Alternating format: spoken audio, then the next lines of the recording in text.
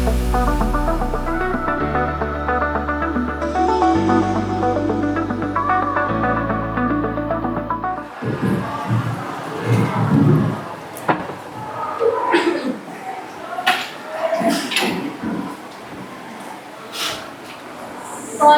asadam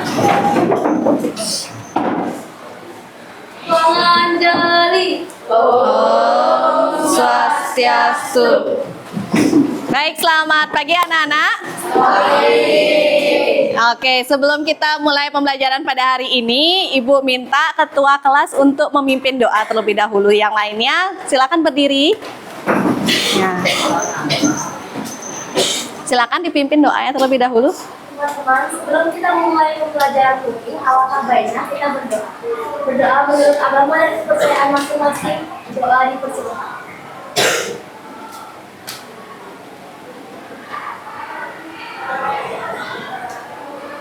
Doa selesai. Oke, silakan duduk anak-anak. Sekali lagi, selamat pagi. Gimana kabar kalian? Ada yang merasa sakit hari ini? Oh, ada. Kenapa, Nak? Radang tenggorokan. Oh, radang tenggorokan. Yang di belakang kenapa? Batuk pilek. Oh, harus banyakin minum vitamin ya. Nanti kalau bisa pakai masker biar nggak tertular temennya ya. Oke, nggak apa-apa. Kalau sudah merasa fit, sudah merasa lebih baik, bisa ikut pembelajaran di hari ini. Sebelumnya, sudahkah kalian mengecek apakah ada sampah di sekitar kalian? Nah, sudah bersih ya? Sudah bersih, bagus. Tepuk tangan buat kalian semua. Bu absen dulu ya. Siapa yang tidak hadir hari ini? Oke, ada Berlin ya? Berlian, sorry Berlin. Berlian, kemudian? Guna, absen berapa? 28, oke. Terus? Barlian 16. Kemudian Aska 12. Banyak ya yang sakit ya hari ini. Oke. Ya, yang lainnya harus jaga kesehatan ya. Jangan sampai kalian tertular juga atau sakit juga ya. Oke, sudah ya. Baik, untuk hari ini sebelum kita memulai pembelajaran, Ibu akan ajak kalian ice breaking terlebih dahulu. Gimana kalau kalian berdiri aja lagi? Ya. Nah. Mungkin sudah dapat posisi yang nyaman biar kalian tidak terlalu mepet dengan mejanya. Ya, bisa agak maju atau mundur sedikit. Sekarang Ibu akan ajak kalian ice breaking hu ha hi. Hahihu boleh juga hahihu gitu ya. Kalau Ibu bilang 1, kalau kalian kalau misalkan Ibu menyampaikan angka 1, kalian rentangkan tangan kanannya, kemudian toleh ke teman yang di sebelah kanan bilang ha. Yang keras, ha gitu. Ya. Oke. Terus kalau misalkan Ibu bilang 2, rentangkan tangan kiri kalian, kemudian lihat teman sebelah kirinya, bilang hi. Nah, oke, kalau misalkan Ibu bilang angka 3, kalian bawa tangannya ke atas dua-duanya, kemudian bilang hu.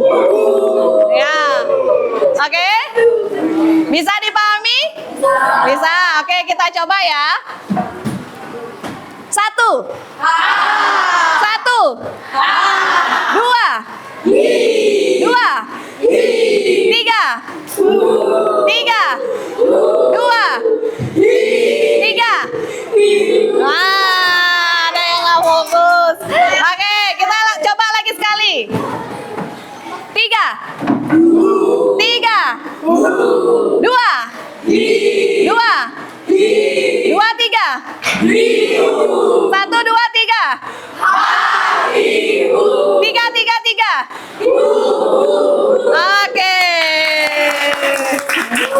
Silakan duduk. Ya. Udah berkeringat?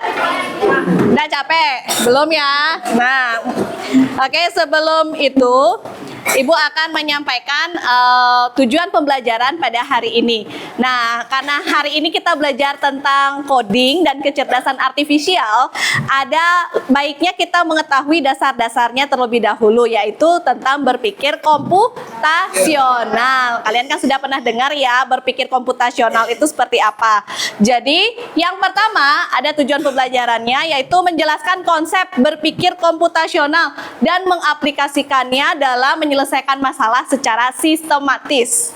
Yang kedua, kalian bisa mengidentifikasi dan menerapkan konsep dekomposisi, pengenalan pola, kemudian abstraksi dan algoritma dalam kehidupan sehari-hari. Ya. Nah, sekarang Ibu punya gambar nih. Gambar apa ini ya? Ada yang tahu nama makanan ini apa? Ya. Iya, banana split. Nah, coba Ibu mau tanya sama kalian, gambar ini terdiri dari bahan-bahan apa aja? Pisang. Ada es krim. Selai strawberry, oke. Daun mint. Whipped cream. Apa lagi? Daun mint. Buah apa ini? Ini buah apa? Strawberry, oke. Jadi yang pertama, yang paling pokok itu adalah pisang. Terus ada es krimnya. Es krimnya rasa apa aja itu? Vanilla, coklat, strawberry. Ya, terus ada selai stroberinya. Kemudian ada buah stroberinya juga. Ya. Oke. Ini namanya banana split. Nah, sebelumnya mungkin kalian sudah pernah melihat atau sudah pernah mempelajari tentang berpikir komputasional di mata pelajaran informatika, ya kan? Nah, berpikir komputasional itu adalah salah satu pendekatan di mana kalian itu dibuat untuk bisa memecahkan masalah secara terstruktur atau secara sistematis. Gunanya apa? Gunanya supaya kalian itu bisa berpikir kritis, bisa menalar sebuah masalah dengan baik, sehingga kalian bisa menyelesaikan masalah itu lebih bagus, lebih rapi begitu. Ya. Ini sudah dicatat ya? Sudah. Oke. Nah, ada 4 pilar dalam berpikir komputasional. Yang pertama apa? Dekomposisi. Ada dekomposisi. Kemudian yang kedua itu apa namanya? Pengenalan pola. Kemudian yang ketiga? Abstraksi. Yang keempat? Oke, sekarang siapa yang bisa menyampaikan apa sih itu dekomposisi? Oh ya, depannya Mahi. Siapa namanya, Nak? Selin. Ya, silakan Selin. Baik, Bu. Terima kasih atas kesempatannya. Apa itu dekomposisi? Dekomposisi adalah kita tuh buat masalah besar dari masalah yang lebih kecil. Oh, dipecah masalahnya menjadi yang lebih kecil. Ya, betul sekali. Kasih tepuk tangan buat Selin. Ya. Oke. Jadi dekomposisi itu adalah memecah masalah menjadi bagian-bagian yang lebih kecil. Jadi dibagi dia masalahnya supaya kalian tahu pokok-pokok masalahnya itu apa saja. Contoh, nah ini yang paling relevan di sekolah ya. Antrian kantin. Nah, masalahnya yang paling utama itu adalah waktu tunggu kalian di kantin tuh rata-rata 10 menit. Nah, sedangkan berapa menit kalian istirahat? 20 menit kan? Nah, kalian memecah masalahnya ini.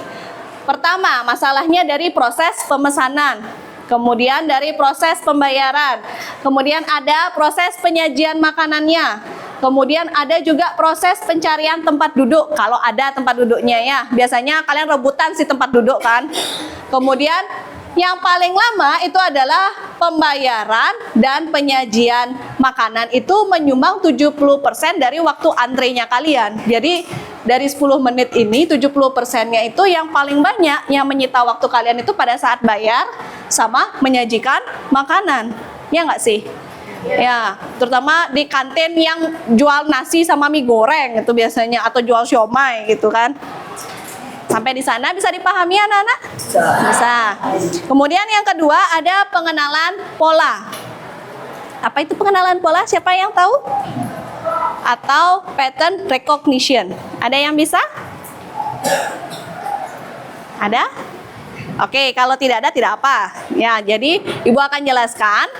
Pengenalan pola ini adalah cara kalian mengidentifikasi kesamaannya atau yang ngetren atau yang apa ya, yang paling sering terjadi atau pola yang berulang dalam suatu masalah.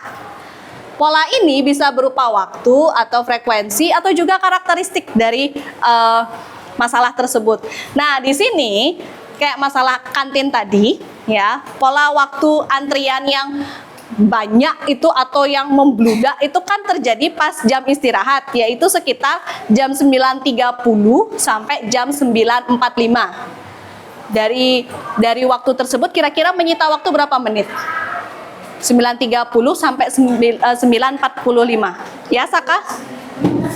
Ya, menyita waktu sebesar 15 menit kalian di kantin. Nah, di sini yang menyebabkan waktu tersebut habis, terbuang-buang karena waktunya kelamaan di kantin itu karena 60% siswa itu memesan ayam geprek. Nah, terus siomay. Tiap hari kan kalian mesennya? Tidak. Ada yang iya, ada yang tidak ya. Kadang karena nggak masak, beli di sana gitu ya. Jadi kantin yang ramai itu di kantin ayam geprek atau kantin siomay, atau yang mungkin lebih sering itu adalah di kantin Bobi, jual mie gitu ya.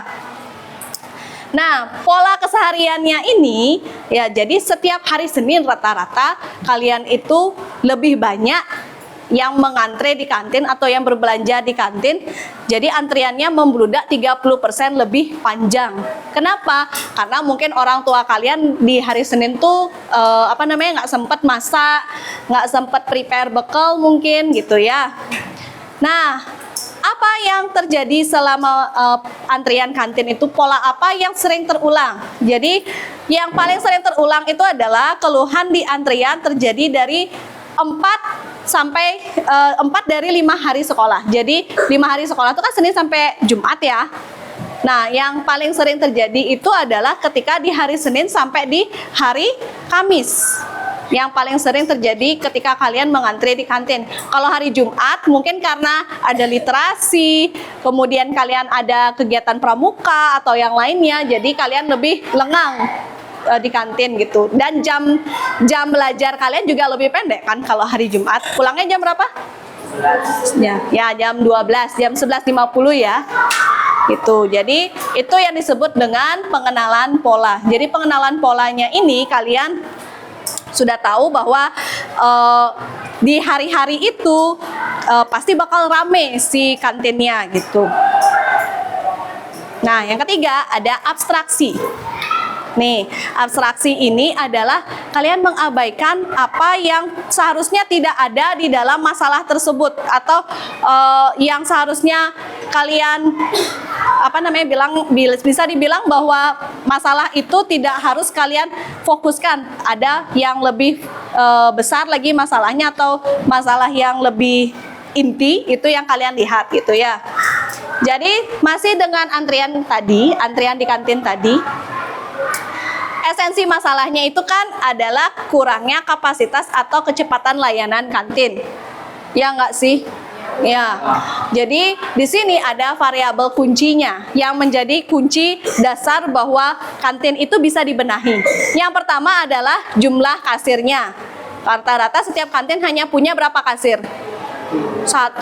Nah, kemudian kecepatan kokinya yang masak, yang menyajikan makanan, sama bentuk variasi menunya. Jadi variasi menunya itu bukan variasi yang harus dimasak dulu gitu. Kayak mie goreng itu kan harus dimasak dulu, baru kalian diaduk, baru disajikan. Jadi biasanya kalau di kantin tuh menyediakan makanan yang sudah tersedia, kalian tinggal ambil-ambil aja gitu. Nah, itu mungkin yang harus dibenahi. Nah, kemudian yang harus kalian abaikan di sini adalah pertama, ketika kalian ke kantin, warna seragam muridnya kalian perhatikan, atau merek sepatu penjaga kantinnya kalian lihat. Kadang-kadang kan ada yang ngetarang-ngetarangin gitu, kok dia bajunya kayak gitu ya gitu kan. Nah, itu yang harus kalian abaikan, padahal kalian harus ngantre nih gitu. Terus prioritasnya adalah kalian harus si kantin ini harus bisa meningkatkan kecepatan pembayarannya supaya tidak kebanyakan nyusuk gitu. Jadi dia harus tahu kalau belanjanya 20.000 dikasih uang 100.000 berapa kembaliannya, atau menggunakan sistem transfer atau pakai kris gitu ya. Ya, itu salah satu prioritas untuk menyelesaikan suatu masalah. Nah, kemudian yang keempat, yang terakhir itu adalah penyusunan algoritma. Kalau penyusunan algoritma ini berarti sudah masuk ke langkah langkah akhir, atau kita bisa katakan bahwa ini salah satu bentuk penyelesaian masalah yang terakhir. Kita harus membuat langkah-langkah yang tepat supaya masalahnya menjadi terpecahkan gitu ya. Yang pertama, langkah yang pertama kita coba dengan menggunakan sistem pembayaran digital. Tadi Ibu sudah bilang pakai apa? Pakai kris ya, bukan kiris. Ya, kris. Kemudian counter spesialisasi menu. Nah, jadi mungkin perlu ditambah kantin baru yang menunya itu paling sering dicari oleh siswa gitu. Contoh, ayam geprek dikhususkan dia, terus mie dikhususkan dia, terus apalagi nasi campur gitu dikhususkan dia, siomay dikhususkan dia gitu. Jadi satu counter tersebut. Kemudian yang terakhir ada alur antriannya 2 jalur. Jadi ada jalur masuk dan jalur keluar. Oke, ini ada 3 manfaat dalam berpikir komputasional. Ada keterampilan universal, ada efisiensi dan inovasi, dan pemecahan masalah yang lebih efektif. Jadi keterampilan universal itu bukan hanya ilmu komputer aja yang kita pelajari, tetapi kita bisa memiliki pola pikir yang lebih praktis, lebih lebih kreatif, ya, lebih inovasi, sehingga bisa dipakai di mana aja. Nggak mesti di pelajaran informatika atau coding aja, tapi semuanya bisa kalian pakai. Terus untuk mengefisiensikan waktu, itu yang penting, dan pemecahan masalahnya menjadi lebih gampang kalau sudah pakai sistem 4 pilar berpikir komputasional. Sampai di sini ada yang mau ditanyakan? Sudah jelas? Ya. Nah, kalau sudah jelas, di sini Ibu minta kalian mendiskusikan bersama kelompok kalian. Kan Ibu sudah bagi ya kelompoknya ya. Baik, dari sebelah sana ada kelompok 1A dan B, kemudian kelompok 2A dan B, kemudian di kelompok 3 ya. Kemudian kelompok 4A dan B. Ya, kalian diskusikan bersama teman-teman kelompok kalian. Ini si Tumas diminta untuk membuat telur dadar yang enak, dan matang sempurna. Itu kan enak ya. Namun banyak yang kesulitan mengingat langkah-langkahnya, yang mungkin bervariasi ya. Kemudian bagaimana cara menyusun proses memasak ini secara logis menggunakan 4 pilar berpikir komputasional tadi. Kan ada apa tadi 4 pilarnya itu? Dekomposisi, pengenalan pola, abstraksi, dan penyusunan algoritma ya. Jadi kalian menggunakan 4 pilar tersebut agar cara masak si Tumas ini bisa digunakan oleh teman-temannya yang lain. Jadi bisa dipakai sama orang lain. Kira-kira bagaimana caranya? Silakan kalian diskusikan bersama kelompok kalian, ditulis di buku tulisnya ya. Ibu kasih waktu 10 menit.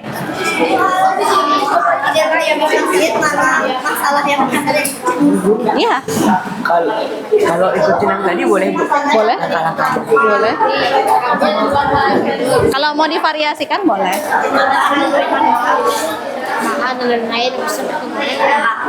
Pengenalan pola aja. Kalau pengenalan pola itu kayak gimana? Oh jadi kayak misalnya dikocok dulu telurnya, Ya. terus digoreng, Balik. habis itu ditiriskan. Ya, sudah pengenalan polanya. Abstraksi jadi cuma ditulis wajah dan spatula aja. Abstraksinya? Bukan, abstraksinya itu kan yang fokusnya itu berarti kan wajan sama spatula dan piring. Nggak perlu. Mesti tulis fungsinya. Ya. Terus habis itu nanti ya, apa aja yang harus diabaikan. Misalnya kayak tadi Ibu bilang ya tidak perlu memperhatikan mixer, tidak perlu memperhatikan ukuran wajan, tidak perlu menggunakan oven kayak gitu. Hanya cukup menggunakan misalnya garpu saja atau sendok saja, tidak perlu menggunakan yang lainnya kayak gitu. Sudah semua ya? Sudah selesai ya semua? Sudah, oke. Sekarang Ibu akan minta perwakilan dari beberapa kelompok untuk menyampaikan hasil diskusi kalian. Nah, silakan kelompok 3. Selamat pagi teman-teman, saya perwakilan dari kelompok 3 akan membacakan penyusunan algoritma menurut pendapat kelompok kami. Adapun langkah-langkahnya adalah pertama, siapkan dan bahan, yaitu telur, garam, minyak, mangkok, piring, bahan penyedap sebagai opsional, gas, alat makan, dan wajan. Yang kedua adalah ambil telur secukupnya. Ketiga, pecahkan telur dalam mangkok dan tambahkan garam dan bahan penyedap lainnya. Kalian juga bisa menambahkan cabai sebagai opsional. Berikutnya adalah kocok telur hingga merata. Lalu panaskan minyak di wajan atau penggorengan. Lalu masukkan telur ke penggorengan dan tunggu hingga kedua sisi tersebut matang. Jika sudah merasa matang sempurna, maka telur dapat disiapkan. Sebelum disiapkan, kita harus meniriskan telur terlebih dahulu agar minyaknya tidak banyak. Dan telur pun siap dimakan. Terima kasih. Oke, sebelumnya ada yang punya langkah-langkah yang lain atau ada yang ingin menyampaikan kira-kira langkah-langkah yang disampaikan oleh Laksmana ya? Oleh Laksmana ini sudah benar apa belum? Sudah. Ada yang punya versi lain? Tidak ada? Oke, silakan. Oke, ada yang lain? Tidak? Sudah ya? Sudah pas ya? Oke, silakan kembali ke tempat duduk ya. Pertama diapain telur dadarnya? Pertama harus diapain dulu? Dipecahkan dulu telurnya, habis itu dikocok, habis itu dikasih garam dan penyedap, ya penyedap rasa. Oke, selanjutnya Ibu akan menunjuk beberapa orang untuk menjawab soal yang Ibu berikan di depan. Mungkin dari absen 11. Oh, oke. Silakan maju ke depan. Silakan Mahi ya? Mahi, silakan kamu menyusun puzzle ini menjadi satu gambar yang utuh. Kira-kira ini gambar apa? Laptop. Komputer apa laptop? Laptop. Laptop. Oke. Silakan Mahi. Oke. Ya. Jadi deh. Oke, sudah ya? Oke, sekarang ini lagi satu. Kita main TTS. Ini yang bisa menjawab, Ibu kasih nilai tambahan. Nah, siapa? Oke, soal yang oke, yang pertama mendatar. Oke, dari kelompok sini dulu. Ya. Tunggu ya, yang satu belum, yang satu belum.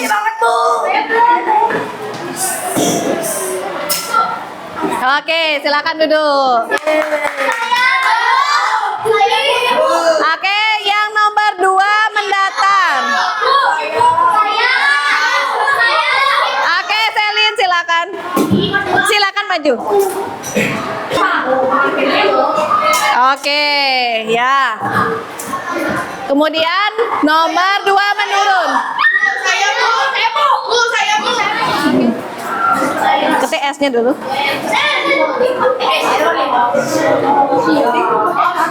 Oke. Oke, nomor 5. Yang belum. Ya, Saka. Saka.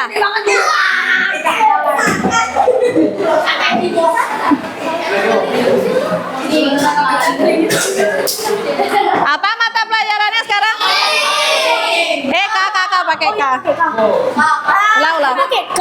Ya. Ya. Oke, sudah ya. Bisa dipahami anak-anak? Bisa. Ada yang mau ditanyakan sampai di sini? Tidak. Nah, tadi kalian sudah presentasi. Presentasinya sebenarnya sudah bagus, cuman cara penanggapannya kalian itu masih yang kurang. Kok bisa telur dadar itu misalnya nih yang tadi dekomposisi. Kok bisa telur dadar itu harus menggunakan 1 butir aja? Nggak bisa pakai lebih dari 1 butir. Nah, itu salah satu bentuk pertanyaan juga ya. Kemudian yang kedua, ketika temannya sedang menjelaskan di depan, yang lainnya harus lebih tenang. Jangan ikut ngobrol. Ya, jangan dibiasakan pada saat teman sedang berbicara di depan, kalian juga ikut berbicara di tempat duduk. Ya. Tuh, mungkin yang bisa Ibu sampaikan. Nah, selanjutnya untuk minggu depan, ya untuk pertemuan berikutnya, nanti kita akan belajar tentang penyusunan algoritma. Ya, langkah-langkah penyusunan algoritma. Jadi, di sini ada kesimpulannya. Siapa yang bisa membacakan kesimpulannya? Oke, silakan sebelahnya Andra. Ya, dibaca. Berdiri, Nak. Kesimpulan, dengan berpikir komputasional kita bisa mengubah masalah kompleks menjadi solusi yang efisien dengan 4 pilarnya, yaitu dekomposisi, pengenalan pola, abstraksi, dan algoritma. Oke, terima kasih. Jadi untuk kesimpulan pada hari ini kita sudah belajar tentang berpikir komputasional dengan 4 pilarnya. Apa aja tadi? Ya, betul sekali. Nah, itu bisa digunakan dalam apa saja? Dalam semua hal ya. Untuk apa? Untuk memecahkan masalah lebih praktis dan efisien. Ya. Oke, kalau sudah tidak ada, Ibu tutup hari ini dengan Parame Santi. Silakan.